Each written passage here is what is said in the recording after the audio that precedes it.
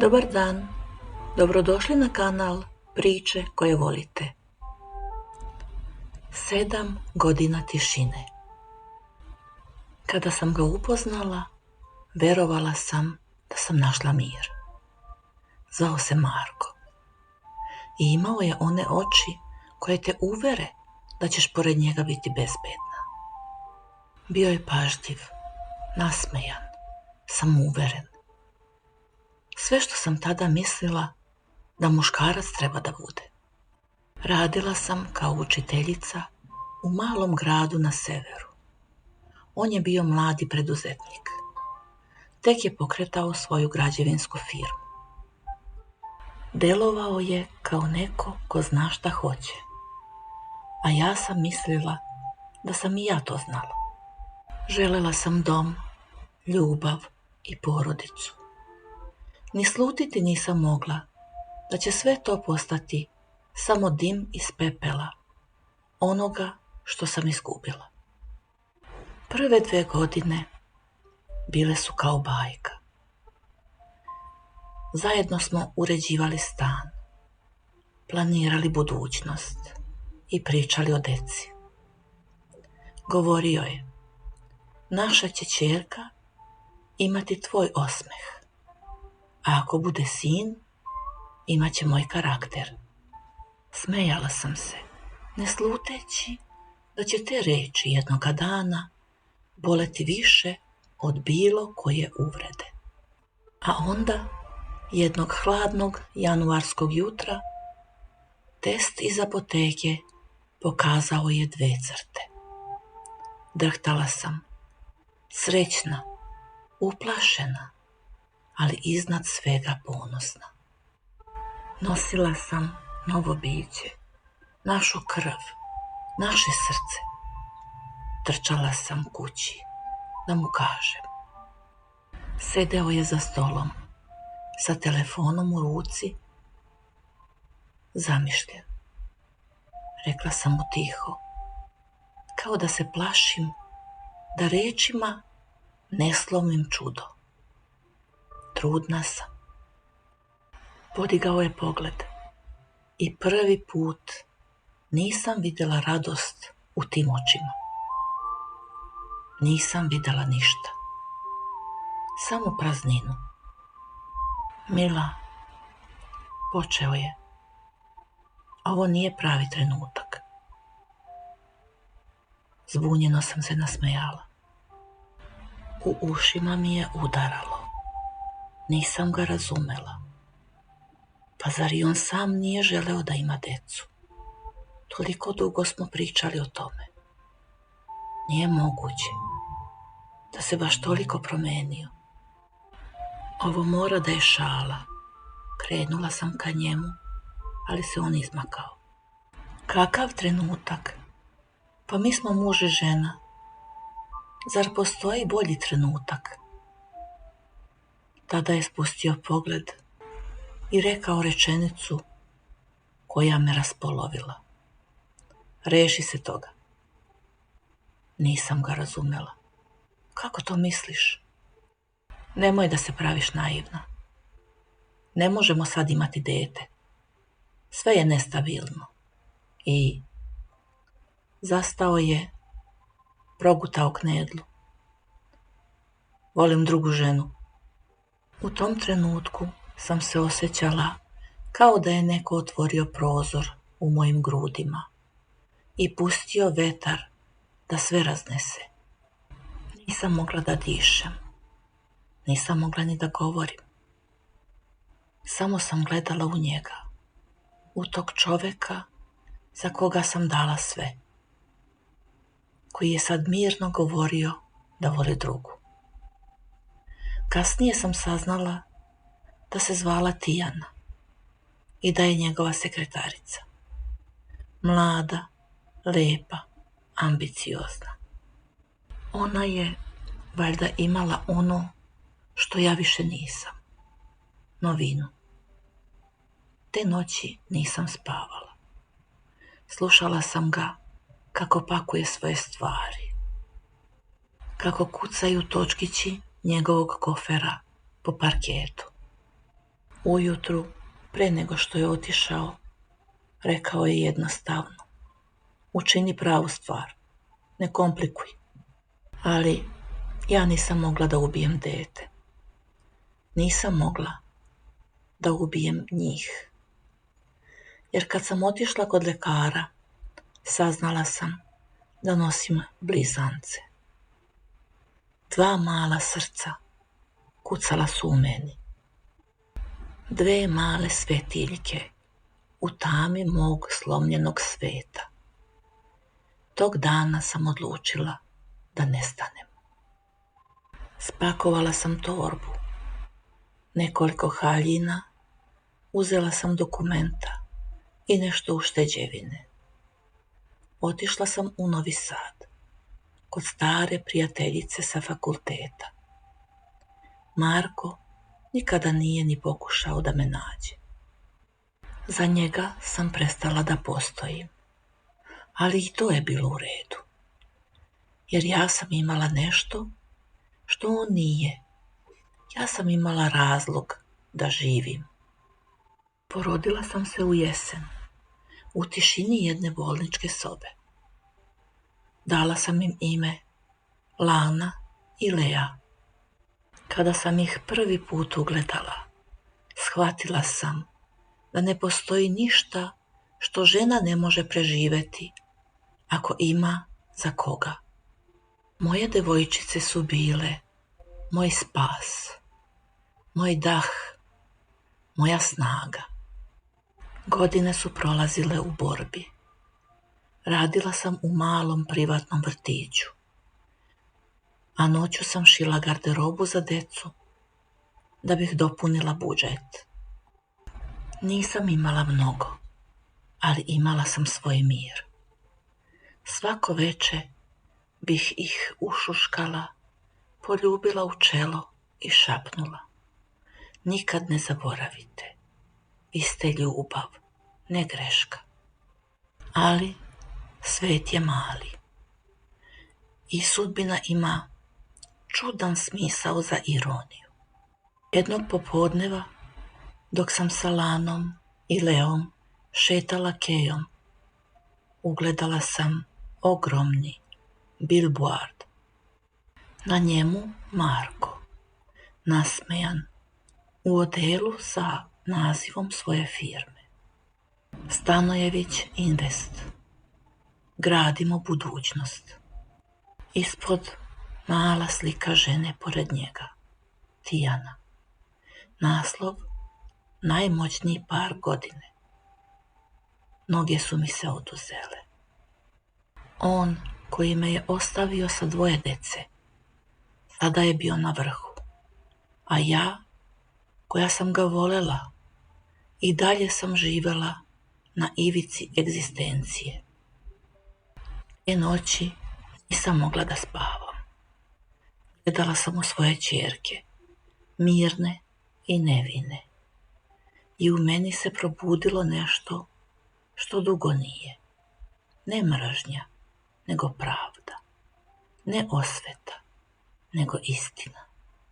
Morala sam da mu pokažem da ono što je bacio nije nestalo, da ljubav koju je odbacio nije umrla, već da je porasla, prohodala i naučila da se bori. Vratile smo se u Beograd. Iznajmila sam mali stan blizu centra i zaposlila se kao administrativna asistentkinja u njegovoj firmi. Da, u njegovoj. Sa novim prezimenom, Mila Petrović, i sa novom bojom kose. Nikada ne bi mogao da pomisli da sam to ja. Za 7 godina lice mi se promenilo. Pogled mi je očvrsnuo. Nisam više bila ona Mila koju je on napustio. Prvih nekoliko nedelja ga nisam srela, a onda je jednog dana ušao u kancelariju. Srce mi je preskočilo. Bio je isti, samo skuplji. Skupo odelo, skup sat, skup osmeh. Tijana je bila stalno uz njega, kao senka. Zvala ga je ljubavi pred svima, naglašavajući svoje vlasništvo. Kad mi je prišao, rekao je ljubazno: vi ste nova asistentkinja, Mila, jel tako? Da, gospodine Stanojeviću.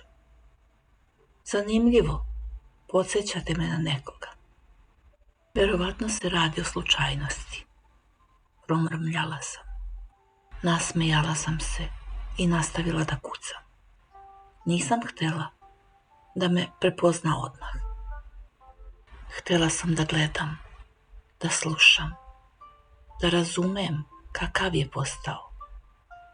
I ubrzo sam shvatila da taj čovjek nije imao dušu. Vikao je na zaposlene, varao poslovne partnere i svakog dana sve više ličio na karikaturu moći. Ali i Tijana je imala svoje pukotine. Pričalo se da ne mogu da imaju decu i da su im mnogi pokušaji pali u vodu. Ironija, pomislila sam. Bog ima čudan smisao za balans. Prošlo je nekoliko mjeseci pre nego što sam odlučila da mu otkrijem istinu. Tada su Lana i Lea već imale 7 godina. Pametne, radoznale, prelepe. Upoznavale su se sa novim školskim životom. Učile su da čitaju. I neprestano me ispitivale. Mama, gde je naš tata? Uvek sam im govorila istinu, ali umekšano. Negde daleko. Ali jednog dana, kada budete spremne, saznaćete sve. Taj dan je došao. Bila je to zimska gala proslava. Veliki događaj koji je Marko organizovao povodom 10-godišnjice svoje firme. Svi važni ljudi su bili tamo. I ja, kao deo osoblja zadužen za prijem gostiju. Nosila sam crnu haljinu, kosu sam podigla i na usnama onaj osmeh koji sakriva oluju. Kada je izašao na podijum da održi govor, aplauz je bio ogroman. Pričao je o uspehu, o poštenju, o porodičnim vrednostima. Svaka reč je bila laž. Kada je završio, prišla sam mu. Gospodine Stanojeviću, imate posetu. Sada? Pa znaš da sam zauzet. Ovo su gosti koje ne smete odbiti. Pogledao me zbunjeno, ali je pošao za mnom. Odvela sam ga u manju salu, u kojoj su čekale Lana i Lea u belim haljinama. Kada su ga ugledale, ustale su i nasmejale se. Dobar dan, gospodine. A ko ste vi? Pitao je nervozno. Ja sam Lana, a ovo je moja sestra Lea. A mi, rekla je Lana i pogledala u mene, mi smo vaše ćerke. U tom trenutku svet mu se srušio. Bledo lice, šok, neverica. Šta? O čemu govorite? O istini, Marko, rekla sam mirno. 7 godina si živeo kao da nas nema, a mi smo sve vreme bile ovde.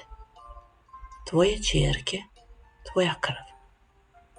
Pogledao je mene, pa njih. I tada sam videla kako se slomio.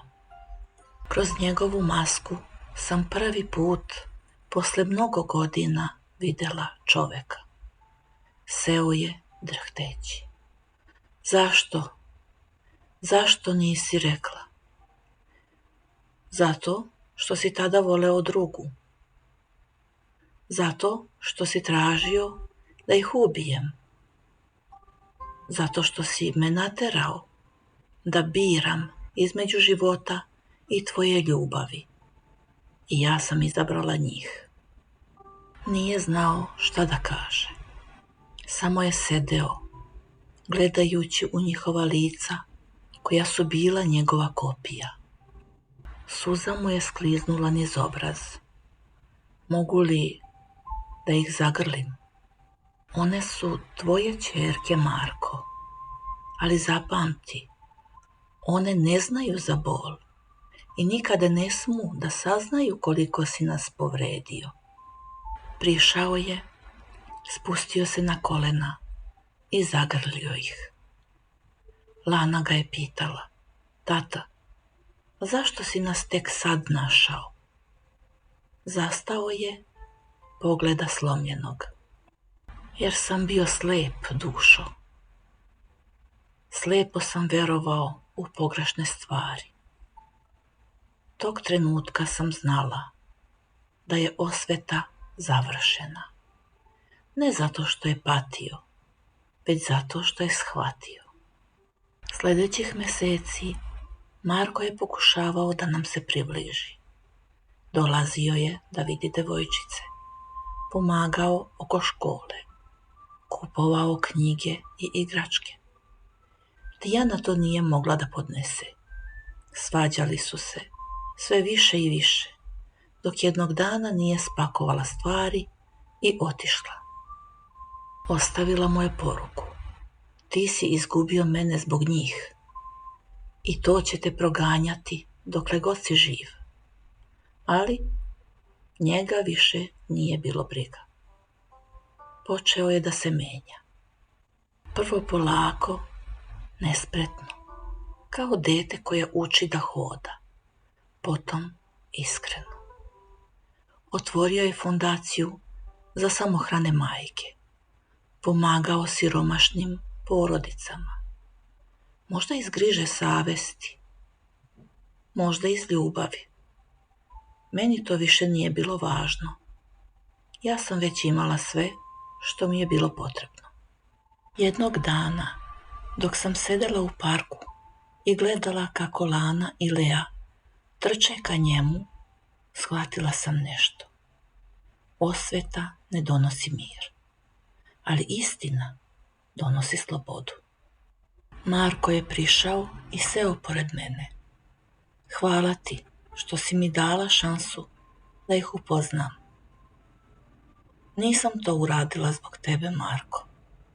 Znam, ali ipak hvala. Ćutali smo neko vreme. Listovi su padali, vetar je šaputao oko nas. Mila, rekao je tiho, znam da ne zaslužujem da te pitam ovo, ali može li čovjek koji je pogrešio da ikada popravi ono što je slomio? Pogledala sam ga. Nije to više bio onaj hladni čovjek koji me terao na abortus. Bio je to otac mojih kćerki. Čovjek koji je naučio da kleči pred sopstvenim grehom. Možda ne možeš da popraviš prošlost, rekla sam, ali možeš da budeš deo njihove budućnosti, ako to iskreno želiš. Nasmejao se kroz suze. Želim sve što mi budeš dozvolila. I prvi put, posle mnogo godina, srce mi nije bilo puno bola. Bilo je puno mira. Godine su prolazile. Lana i Lea su rasle. Sretale su svet otvorenih očiju. Marko je postao prisutan otac, a ja, žena koja je preživela. Nikada se nismo pomirili kao muž i žena, ali smo postali porodica na neki novi način. Kada su napunile 10 godina, zajedno smo stajali u školskom dvorištu dok su pevale pesme na priredbi. Kada su završile, Lana je potrčala ka meni, a Lea ka Marku. Pogledali smo se preko njihovih glava i tiho se nasmejali. Nije to bio osmeh ljubavnika, ni bivših supružnika. Bio je to osmeh dvoje ljudi koji su prošli kroz pakao i izašli živi. Ljudi koji su naučili da oproštaj nije slabost, nego snaga. Danas kad gledam svoje ćerke kako odrastaju, znam da sam uradila pravu stvar, jer nisam birala osvetu, birala sam život. Nisam ubila ono što je moglo da bude čudo, iako su mi svi govorili da je to najbolja stvar. Umjesto toga, rodila sam dve duše koje su postale moj smisao života. I ponekad, kad Lana uzme violinu, a Lea počne da peva, zatvorim oči i čujem dve male duše kako šapuću. Hvala ti, mama. Tada shvatim da sam pobedila ne njega, ne svet, nego sebe. Dragi naši, ova priča će imati nastavak. Zato vas molim da budete strpljivi dok je ne obradimo. Hvala unapred. Nadam se da će vas ova priča inspirisati. Ako imate nešto da podelite, slobodno ostavite komentar. Ako vas je ova priča dirnula, ne zaboravite da ostavite jedan like i da zapratite naš kanal.